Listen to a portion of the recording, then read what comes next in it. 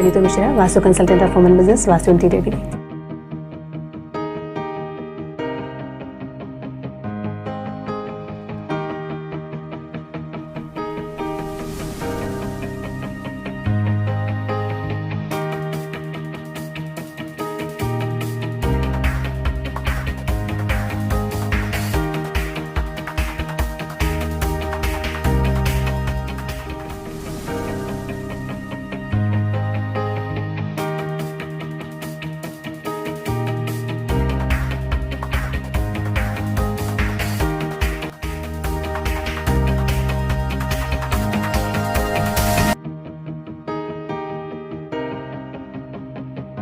जय माता दी। मैं नीतू मिश्रा, वास्तु कंसल्टेंट। दोस्तों, आपके घर में उपस्थित हर एक चीज़ की अपनी एक एनर्जी फील्ड होती है, यानी उसका अपना एक ऑरा होता है और उसका इम्पैक्ट जो होता है वो हम पे ज़रूर पड़ता है, चाहे वो नेगेटिव इफ़ेक्ट हो या फिर आप पॉजिटिव इफ़ेक्ट ले सकते हैं।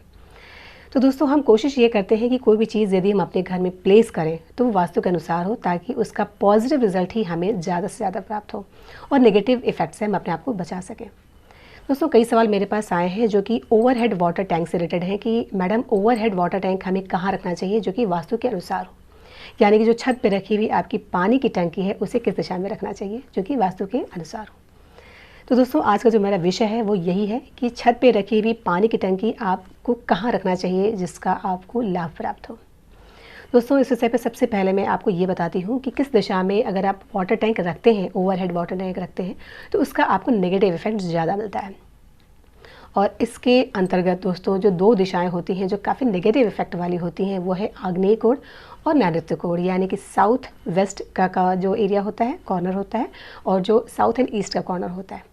दोस्तों, यदि आप इन दो दिशाओं में ओवरहेड वाटर टैंक रखते हैं तो उसका नेगेटिव इफेक्ट बहुत ज़्यादा होता है। वो कैसे? दोस्तों, आग्नेय कोण, नाम से ही, शब्द से ही आपको पता चल जाएगा कि अग्नि की दिशा है ये, यानी जहाँ पे फायर होना चाहिए।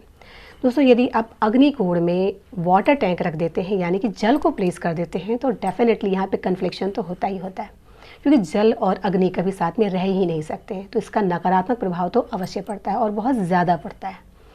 ठीक इसी प्रकार दोस्तों, यदि आप नैऋत्य कोण, यानी कि साउथ वेस्ट के जो कॉर्नर की दिशा होती है, वहाँ अगर आप ओवरहेड वाटर टैंक प्लेस करते हैं तो ये पृथ्वी तत्व की दिशा होती है, यानी कि आपकी लाइफ में, आपके जीवन में स्टेबिलिटी की दिशा होती है।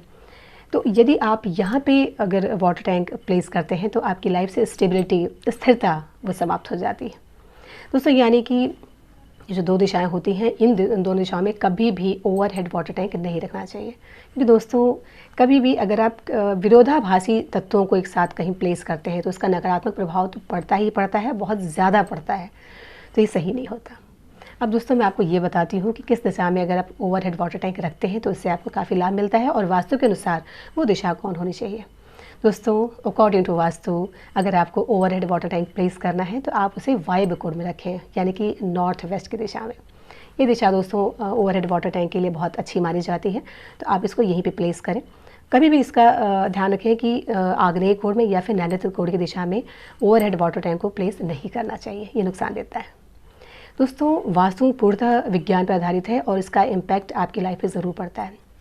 कई बार हम कुछ वीडियोज़ वगैरह इधर उधर देख लेते हैं या कुछ सलाहकार जो होते हैं उनकी सलाहें सुन के हम कहीं भी चीज़ों को प्लेस कर देते हैं और फिर बाद में हम सोचते हैं कि हम इतने परेशान क्यों हैं। दोस्तों, इसका असर ज़रूर पड़ता है आपकी लाइफ में। तो इन छोटी छोटी चीज़ों को आप हल्की में न लें और इसकी जो प्लेसमेंट है किसी एक्सपर्ट से सलाह लेकर के ही इसको प्लेस करें, तभी आपको इसका लाभ मिलता है। दोस्तों, उम्मीद है वीडियो पसंद आया होगा। यदि कोई ऐसा विषय है या कोई ऐसा प्रश्न है जिसका आप समाधान चाहते हैं तो आप मुझे कमेंट बॉक्स में डाल सकते हैं। तो दोस्तों, आज के लिए बस इतना ही।